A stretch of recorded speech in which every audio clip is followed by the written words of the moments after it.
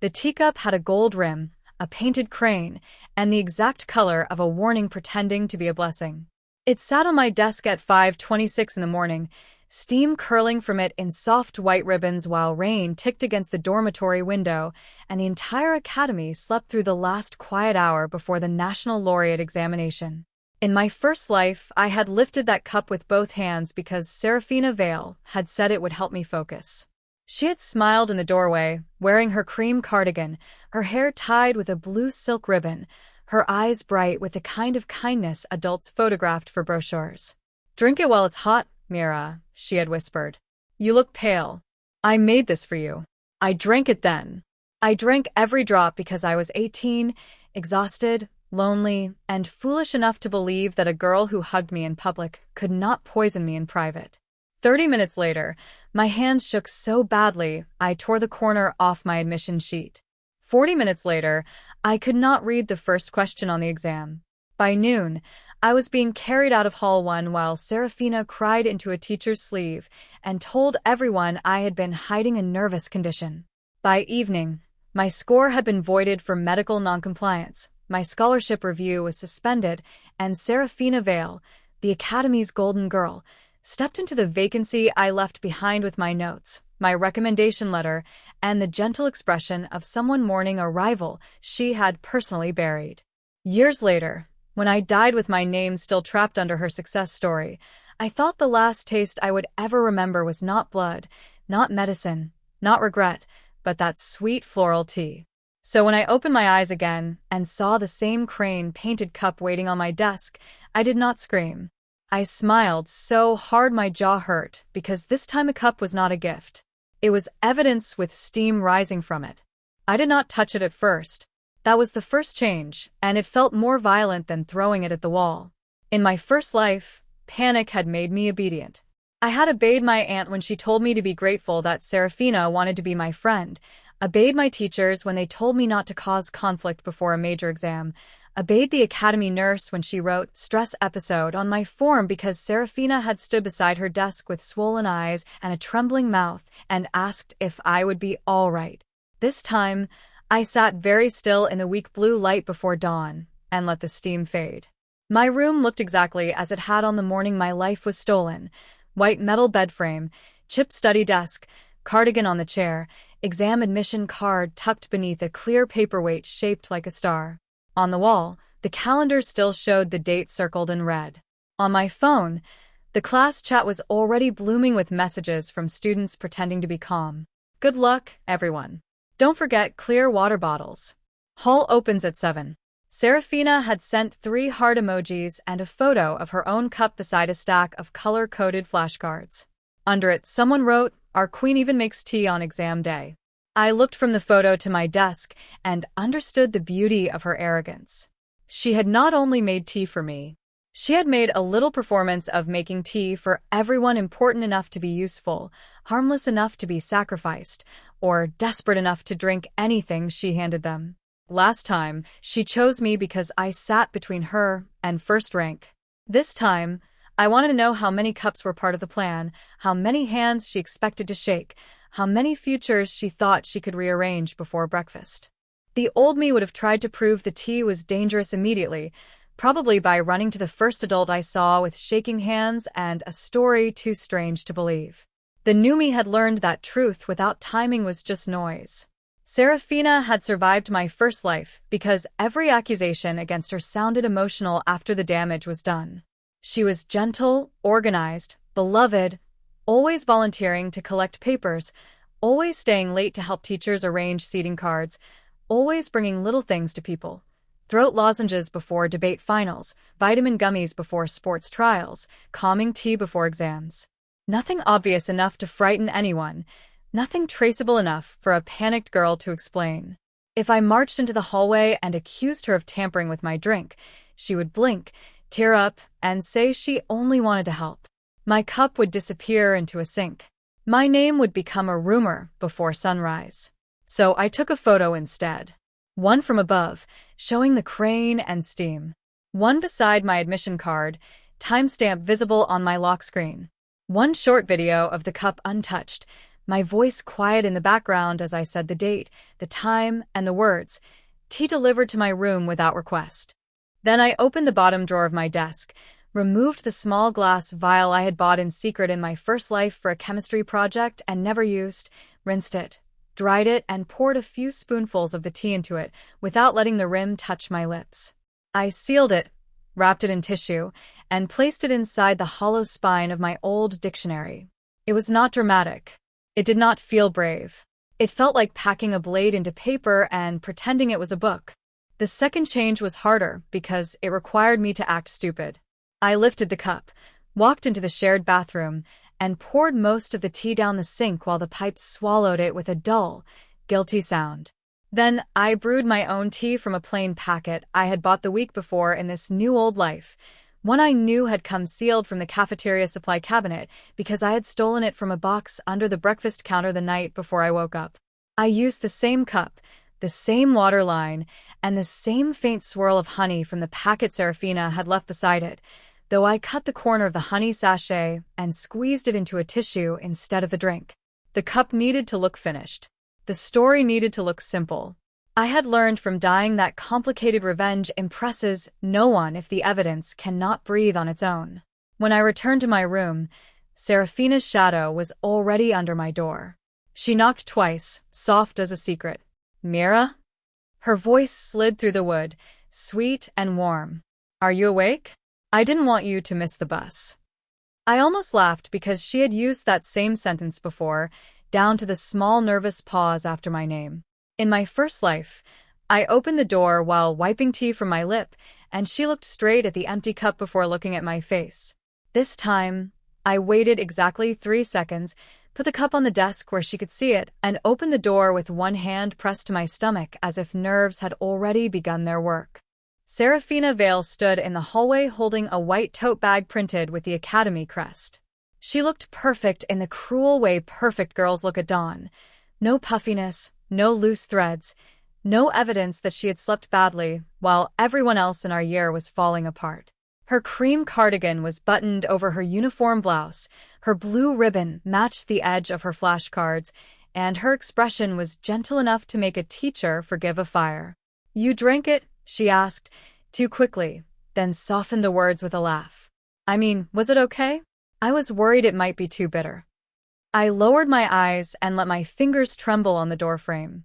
"It was fine," I said. "Thank you." Her gaze flicked past me to the cup. She did not ask for it. That was important. She wanted the cup in my room.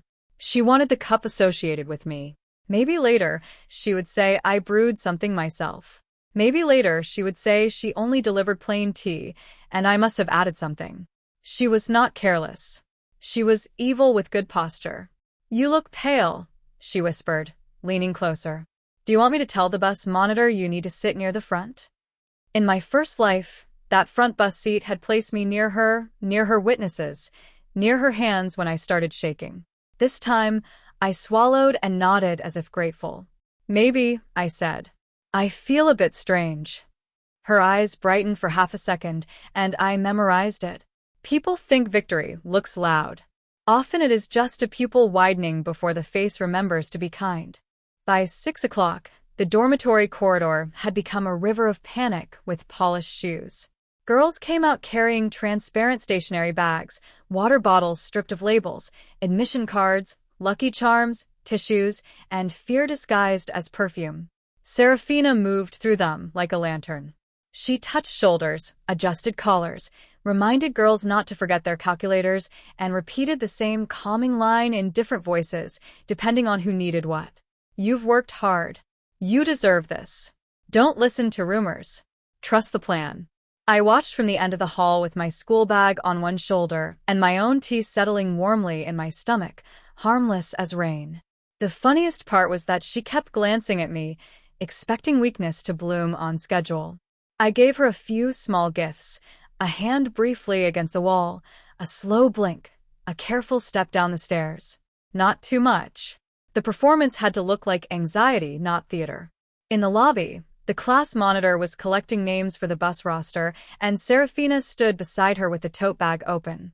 I saw the tops of more crane-painted cups inside, each covered with a paper lid and labeled in her looping handwriting.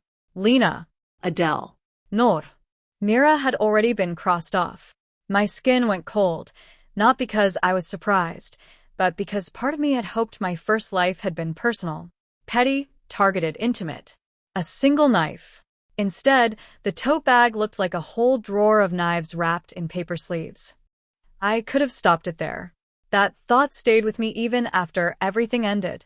I could have shouted in the lobby, knocked the tote bag from her hands, warned every student not to drink a single drop. Maybe some would have believed me. Maybe not. Maybe Serafina would have cried before anyone checked the cups, and the teachers would have decided that exam stress had made me cruel. Maybe the tea would vanish. Maybe she would simply choose another method. I had lived long enough in my first life to know that predators like Serafina do not stop because one trap fails. They learn which floorboard creaked. So I did something colder. I walked to the security desk, where Mr. Halden, the old night guard, was replacing his thermos lid with hands stiff from arthritis. In my first life, he had been the only person who tried to defend me after the incident, not because he knew anything but because he said students did not collapse from nerves with their pupils that strange. No one listened. This time, I leaned over the counter and said, softly enough that only he could hear, "Sir, I think someone is handing out unregistered drinks before the exam. Could you please make sure the cameras in the lobby are recording?" He looked up slowly. His eyes moved from my face to Serafina's tote bag, then to the row of cups. "You making a complaint?" he asked. "Not yet," I said. "I'm asking you not to let the footage disappear."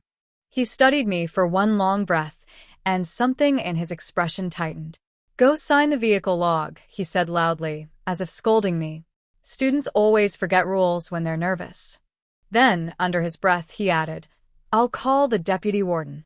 The bus ride to the examination center lasted 24 minutes. In my first life, those minutes stretched like a noose. I remembered the seat fabric scratching my legs, Serafina's hand warm over mine, the sound of my classmates reciting formulas under their breath, the way my tongue felt too heavy by the time we passed the chapel. This time, I sat near the window and watched the city blur through rain. Serafina sat across the aisle, cup in hand, not drinking, not yet. She did not need focus tea. She needed everyone to see she had won. I understood that part only now. Her image depended on shared rituals. If she gave others tea but never drank any herself, someone might someday wonder. So she carried a cup, lifted it sometimes, let the lid touch her lip, and swallowed nothing. Clever. But arrogance makes people lazy around details. The cups were identical. The lids were identical. The labels were on the sleeves, not the porcelain. In the lobby, while she was busy smiling at the deputy head girl, I had nudged the tote bag just enough to rotate 2 cups. Mine had been emptied, replaced, and set aside. Another cup, labeled with her own initials in blue ink, had been pushed nearer to the edge. I had not poisoned anyone. I had not touched the contents. I had only disrupted her certainty. A dangerous person who relies on labels deserves to learn what happens when labels stop obeying. At the examination center, the rain stopped abruptly, leaving the pavement shining black under the morning sun. Hundreds of candidates from other schools poured through the gates, all of them clutching admission cards like passports into a future too bright to look at directly. The center was an old civic building with marble steps, bronze doors, and banners announcing excellence through integrity in navy letters. I used to hate that banner. In my first life, I had been carried beneath it while my classmates watched from the steps and Serafina sobbed beautifully into her sleeve.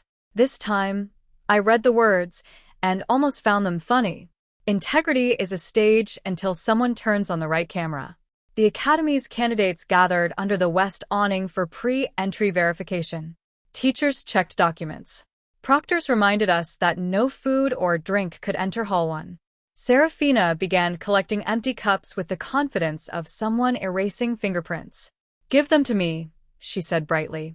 "I'll throw everything away before inspection. We don't want delays." 3 girls handed her cups. 2 boys laughed and said she was basically our mother. I held up my crane cup, now filled with harmless tea, and shook it.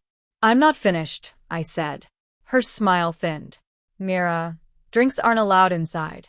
Then I'll finish it before the door. You said you felt strange. Maybe I need the focus. The words floated between us.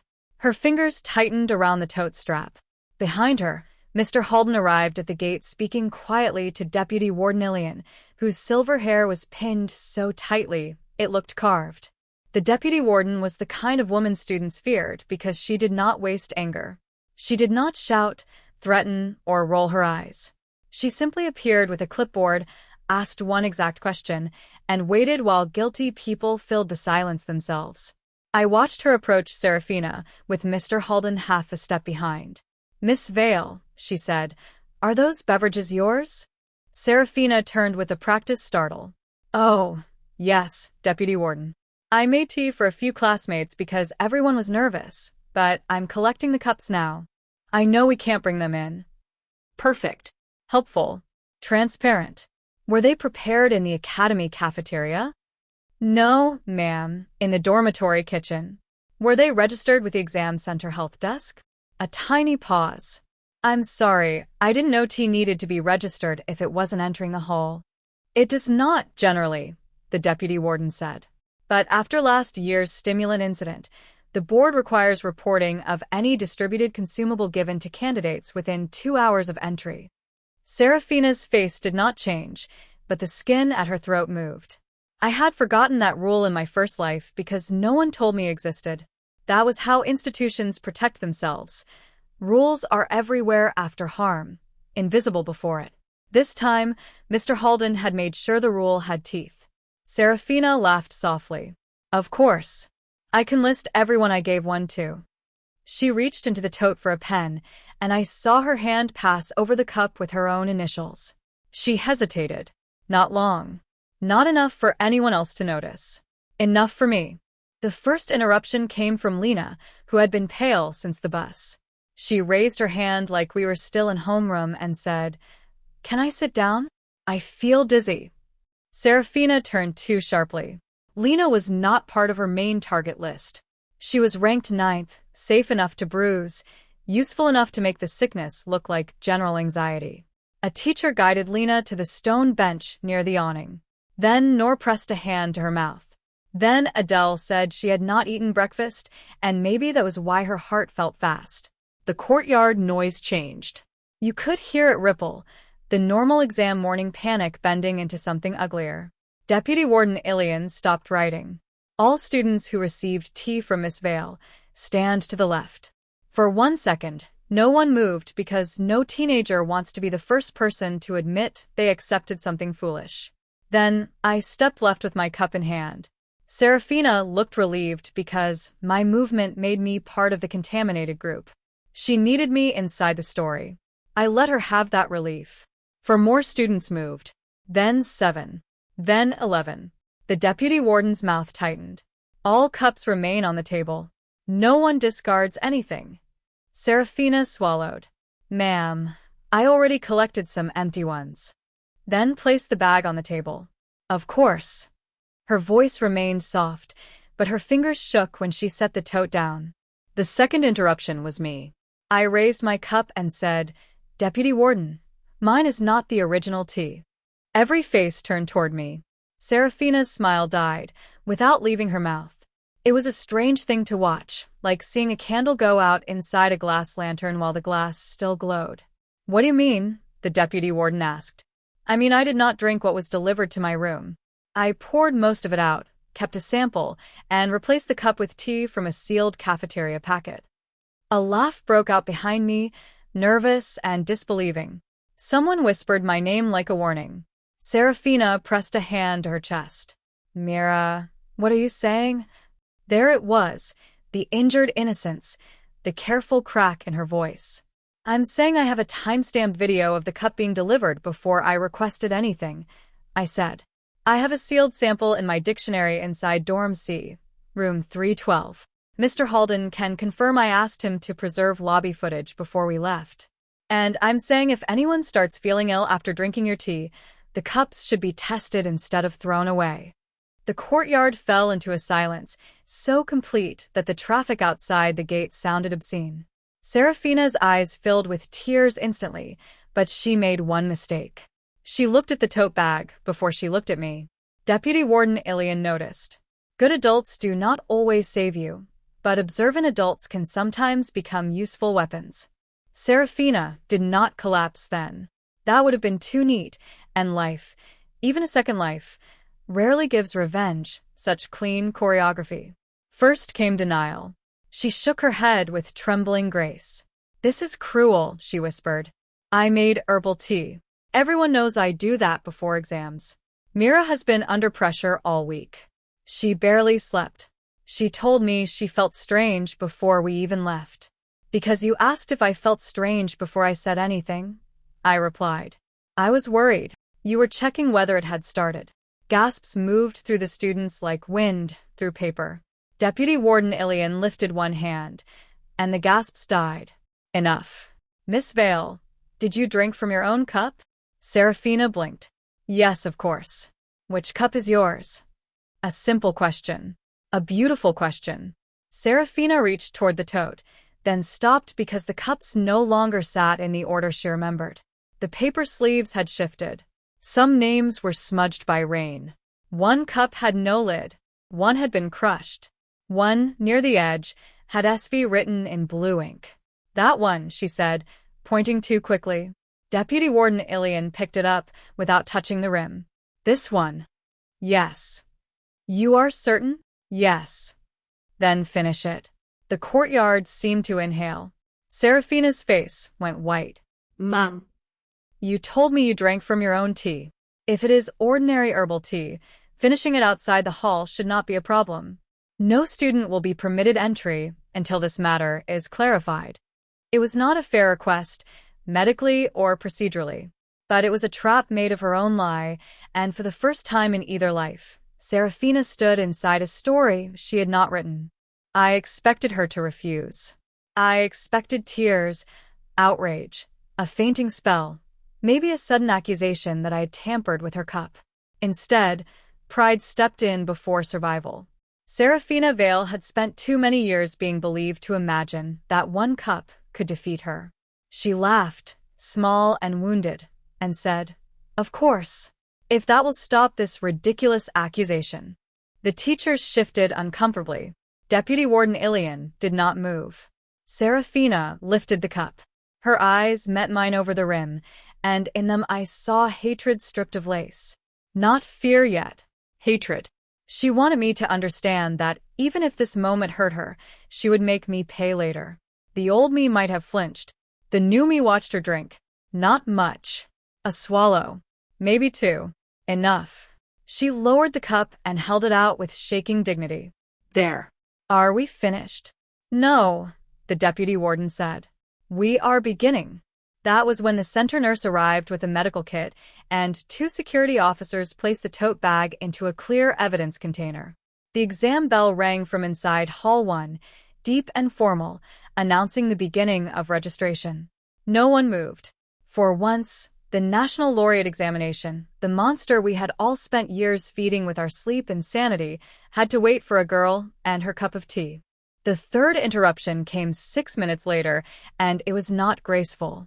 Serafina was answering questions under the awning when her hand slipped from the tote strap. She tried to catch herself on the registration table and knocked over a stack of blank attendance forms. Papers fanned across the wet pavement. Her cheeks flushed, then drained.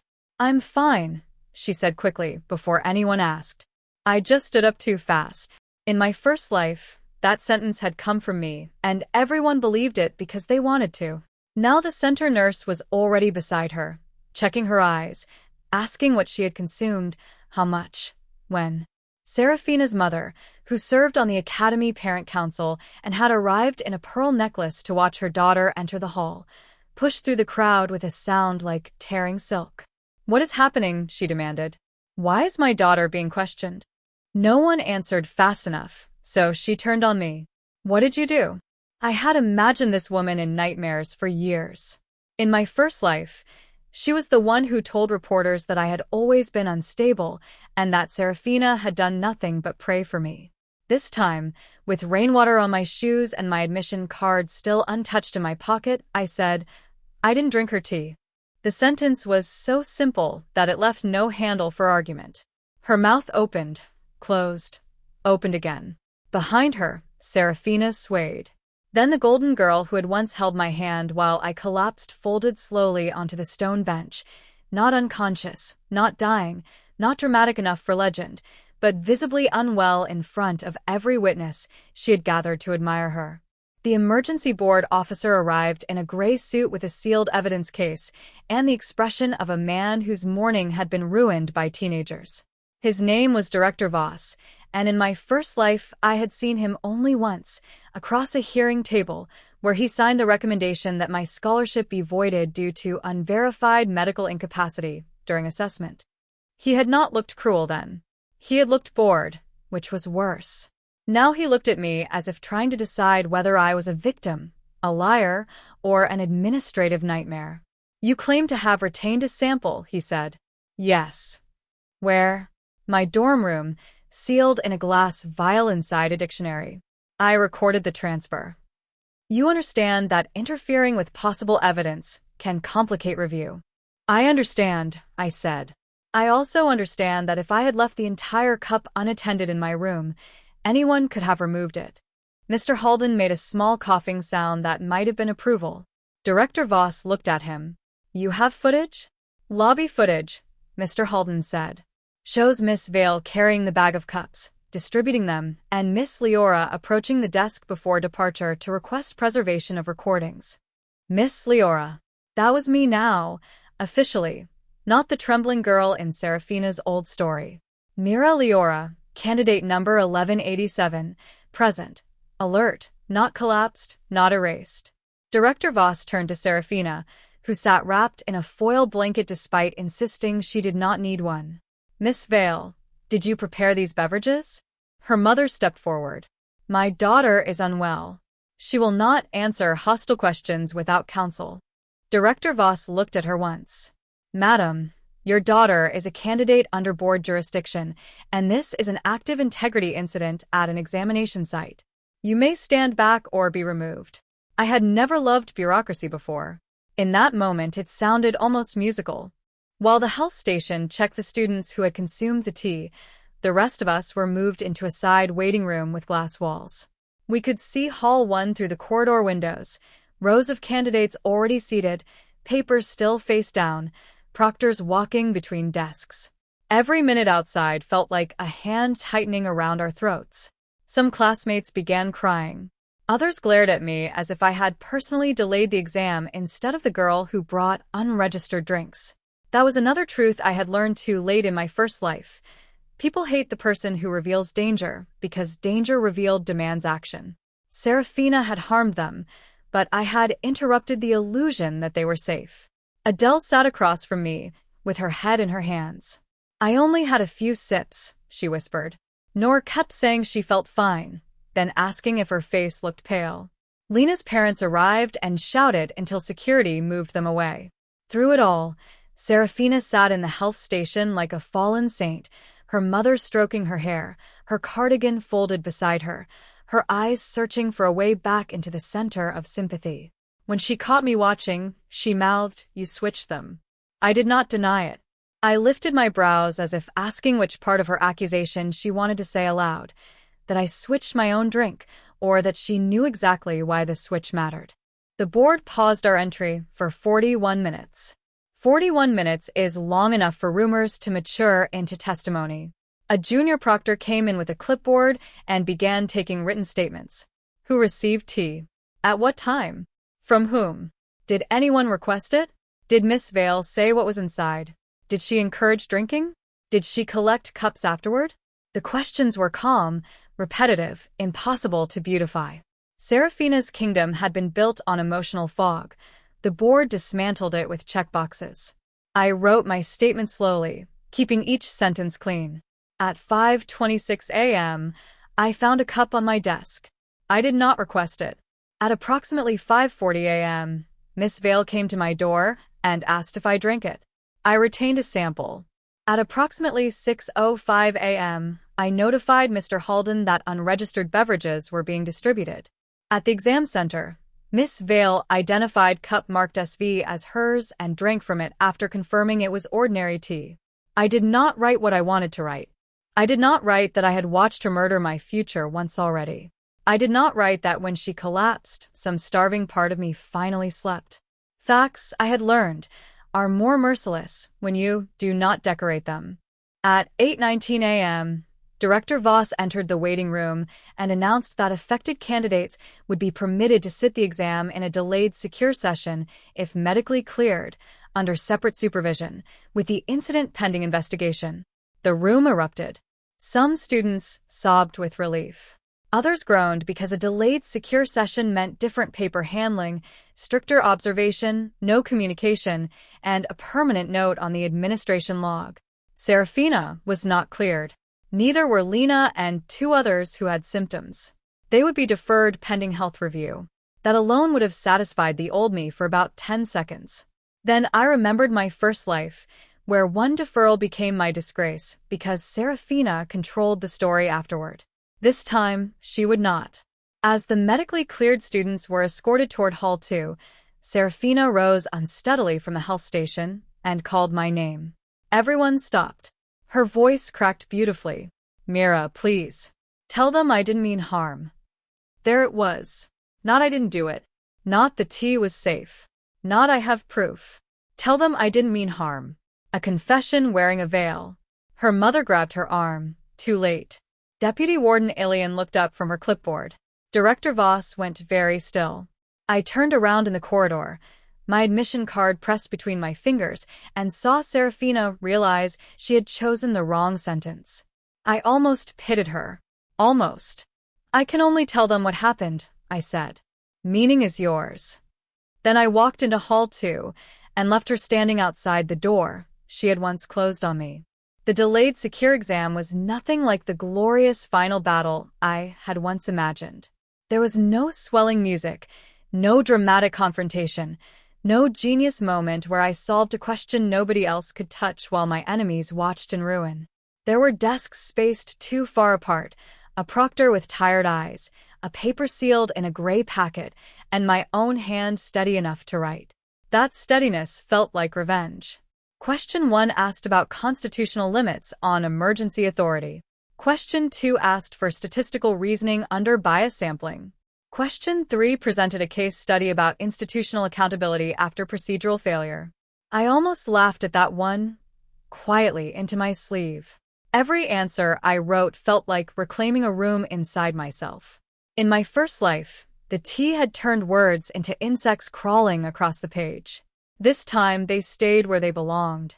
I finished with 7 minutes left, reviewed twice, and placed my pen down before the final bell. When the proctor collected my paper, I felt no triumph, only a deep exhaustion, the kind that comes after carrying a body for years and finally setting it down. Outside Hall 2, the corridor smelled of floor polish and wet coats. The board officers were still interviewing students. Serafina was gone. So was her mother. The cups were gone too, sealed away in evidence bags, along with the morning she thought she owned. By noon, the academy had entered lockdown review. That sounded more dramatic than it was. Mostly it meant students were kept in classrooms, phones collected, parents called, and teachers pretending not to know more than they did. I sat alone in the old geography room with a paper cup of plain water from the proctor's table, watching raindrops crawl down the window. My classmates avoided my eyes. Some because they were ashamed they had believed Serafina. Some because they still resented me for not warning them sooner. Adele approached me first. She stood beside my desk twisting her sleeve and said, "You knew." Not a question. I looked at her. I suspected. "You could have told us. Would you have believed me?" Her mouth opened, then closed. The silence answered for her. "She was my friend," Adele whispered. "She was everyone's friend when it helped," I said, and the words came out colder than I intended. Adele flinched. I wanted to soften them, but I was tired of softening truth until it became comfortable for people who had never protected me. In my first life, Adele had visited me once after the scandal, sat on my bed, cried, and asked if I could please not drag the class into my appeal because everyone was scared. I had comforted her. I had been kind while drowning. This time, I let her stand with her discomfort. "I'm sorry," she said finally. I nodded. Not forgiveness. Not punishment. Just acknowledgement, which was all I had the strength to give. The first official notice came at 3:40 p.m., posted on the Academy portal under the title Temporary Suspension of Candidate Pending Board Investigation. Serafina Vale's name appeared in black text without ribbons, without hearts, without the soft glow people usually placed around it. Candidate suspended from all examination activity. Scholarship consideration frozen. Leadership commendation under review. Consumption-related incident referred to Board Integrity Division and civil authorities for assessment. The words were dry, but the effect was not. The class chat exploded before the school disabled messaging. Some students defended her. She would never. She probably mixed herbs wrong. Mira set her up. Others turned faster than I expected. She gave me tea too. She told me not to eat before drinking it. She collected my cup. Why did she ask who felt dizzy? Someone posted a photo from the lobby showing the tote bag. Someone else posted an old screenshot of Serafina offering special focus tea before last term's ranking test, the one where 2 students had mysteriously withdrawn. The past began crawling out from under the floorboards. That is the thing about public perfection. Once the first crack appears, everyone wants to prove they noticed it earlier. I watched the messages scroll until my phone buzzed with a private notification from an unknown number. "You think you won," it said. I did not reply. Winning had always been Serafina's word. I was more interested in surviving clean. That evening, Director Voss called me into conference room 3. My aunt was already there, sitting stiffly in a floral blouse, her handbag clutched like a shield. She did not hug me. In my first life, after my collapse, she had cried loudly in the nurse's office and then signed every form the Academy placed in front of her because she said we could not afford to challenge important families. Now she looked irritated, embarrassed, and faintly afraid. "Mira," she said, "this has become very serious." It was serious this morning. Her lips tightened. Director Voss gestured to the chair opposite him. "Miss Leora, we recovered the sample from your room in the location you described. The chain of custody is now documented. Preliminary screening of the remaining cups has raised concerns. We cannot discuss details yet." He glanced at my aunt. "However, your early report, preserved video, and refusal to consume the delivered beverage have been recorded." My aunt inhaled sharply at the phrase refusal to consume, as if only now understanding that the family story she had planned to use might not fit. "Will this affect her exam?" she asked. Not is she safe? Not what was in the tea. Her exam. Director Voss looked at her long enough to make the room uncomfortable. Her exam paper was accepted under delayed secure protocol. Her candidacy remains active. Active. The word entered me like sunlight through a locked door. Then came the part one had not expected. Director Voss slid a printed page across the table. "We also need to ask about prior incidents." My aunt frowned. Prior? The page showed dates. Ranking test in March. Debate trial in May. Regional scholarship interview in June. Beside each date was a note. Illness, withdrawal, poor performance, emotional distress. Names followed. Not just mine.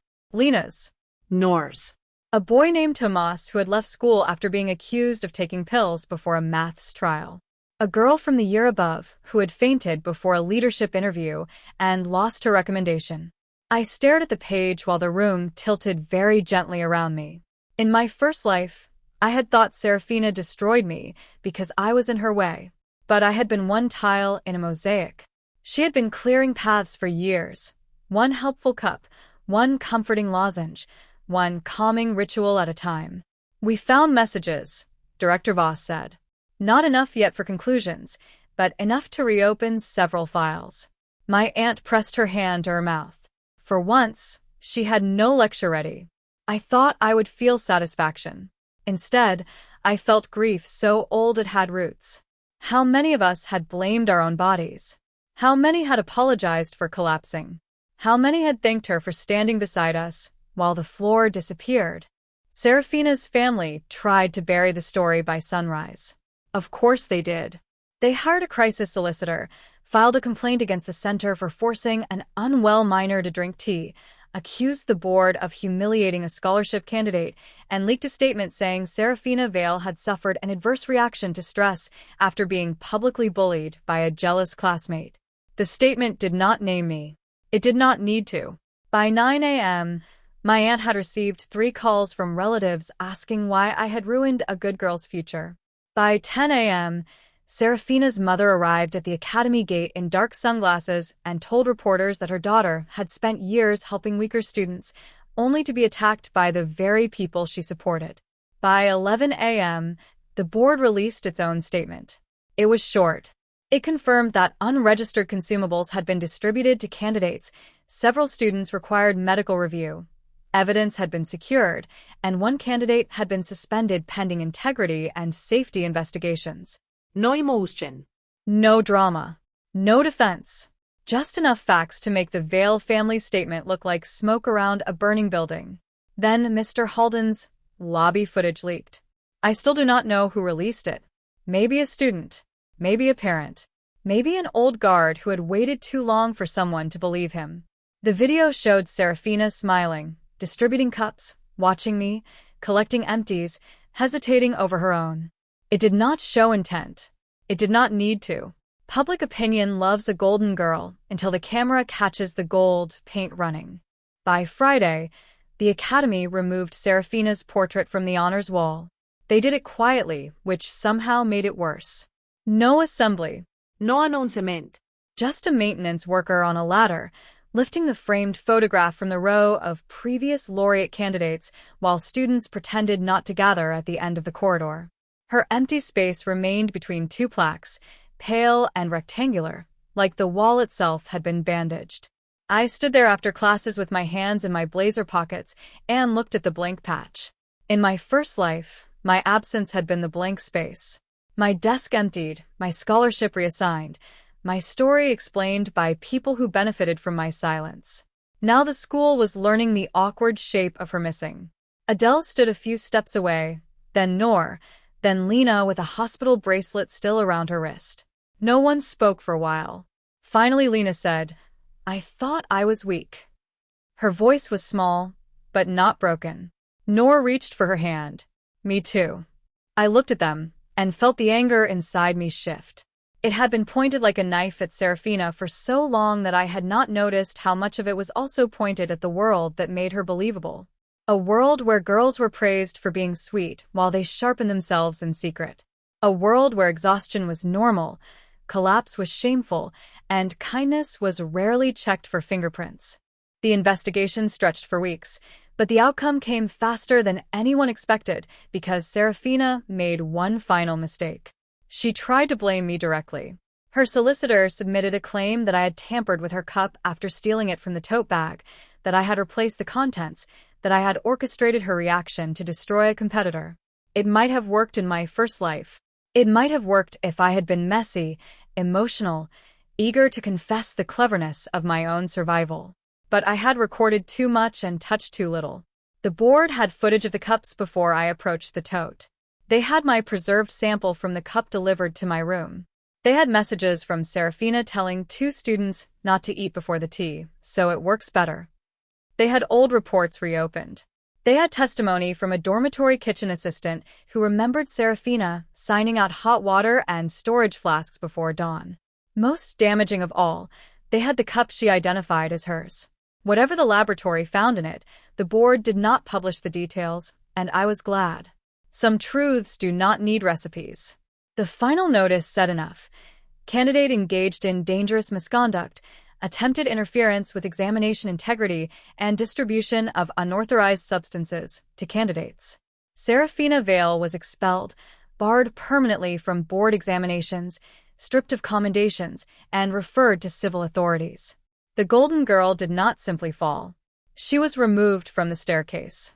When the notice went public, my aunt cried at the dining table. Not for me, exactly. Not for Serafina either. She cried because the stories she had believed made her feel stupid, and people often mistake wounded pride for grief. "I told you to be friends with her," she whispered. "I kept telling you she was good for you. I stirred my soup and watched steam rise between us. I know. Why didn't you tell me? I looked at her then. Really looked. In my first life, I had spent years waiting for that question. I had imagined answering with rage, listing every time she chose convenience over me, every time she told me to be polite to people who smiled while stepping on my hand. But the second life had taken something from me besides fear. It had taken my need to convince people who enjoyed not knowing. You wouldn't have believed me, I said. She flinched because it was true. Silence settled over the table. Outside, the neighbors' children were kicking a ball against the alley wall, laughing each time it bounced wrong. Life continued with its usual cruelty and mercy. My aunt wiped her eyes and said, "What will you do now?" That question, at least, had an answer. "Sit the remaining papers," I said. "Accept the scholarship if I earn it." Leave. She nodded, small and tired. "And Serafina?" I lifted my spoon. "She can drink what she brewed." The final ranking results were released on a Monday morning under strict supervision. No crowd around the board this time, no screaming, no cameras from the student paper. Each candidate logged into a Terminal 1 by 1 while a registrar checked ID. The academy had learned, at least temporarily, that rituals could be weaponized. When my turn came, I sat in front of the screen with my hands folded in my lap and typed my candidate number carefully. The page loaded slowly. For one terrible second, my old life pressed its mouth to my ear and whispered that survival did not guarantee victory. Then the results appeared. Rank 3, scholarship status, awarded. Merit list standing, active. I read the words once. Twice. 3 times. No Thunder, no Crim, no Dramatic-Collapse. Just black text on a white screen, quiet as a door unlocking. The registrar smiled. "Congratulations, Miss Leora." I thanked her, stood, and walked out before my knees could embarrass me. In the corridor, Mr. Halden was pretending to adjust a security camera that did not need adjusting. "Saw the list," he said without looking at me. "Not bad." "Thank you," I said. He grunted. "Next time someone hands you tea, drink water." For the first time in what felt like 2 lives, I laughed without bitterness. Years later, people would ask me when my second life truly began. They expected a grand answer. The moment I woke up. The moment Serafina collapsed. The moment the board barred her for life. But none of those were true. My second life began in the shared bathroom before sunrise, with a crane-painted cup in my hand and steam fading into the mirror, when I poured away the future someone else had prepared for me and brewed my own instead. It began quietly, almost absurdly, with hot water, a sealed packet, and the decision to be believed by evidence even if no one believed my pain. Serafina Vale had built her power on making people drink what she gave them. Tea, sympathy, stories, excuses. She thought I would swallow all of it again because the first time I had. But rebirth is not a miracle if you use it only to scream. Sometimes it is a chance to become very calm, very precise, and very hard to poison twice. So when I think of that morning now, I do not remember her face on the stone bench or the gasp that went through the courtyard when her knees weakened. I remember the cup on my desk before I touched it, beautiful and deadly, and waiting. I remember smiling at it. And I remember, more than anything, the strange clean taste of the tea I made for myself.